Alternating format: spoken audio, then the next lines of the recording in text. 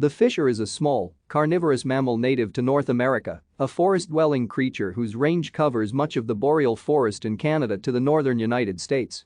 It is a member of the mustelid family and is in the monospecific genus Picania.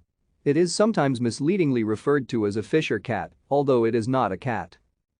The fisher is closely related to, but larger than, the American marten.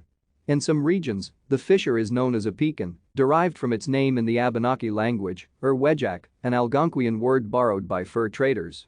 Other Native American names for the fisher are chippy and thatcho and carrier chinicho, both meaning big marten, and Wabanaki uskul. Fishers have few predators besides humans. They have been trapped since the 18th century for their fur. Their pelts were in such demand that they were extirpated from several parts of the United States in the early part of the 20th century. Conservation and protection measures have allowed the species to rebound, but their current range is still reduced from its historic limits. Thank you for watching.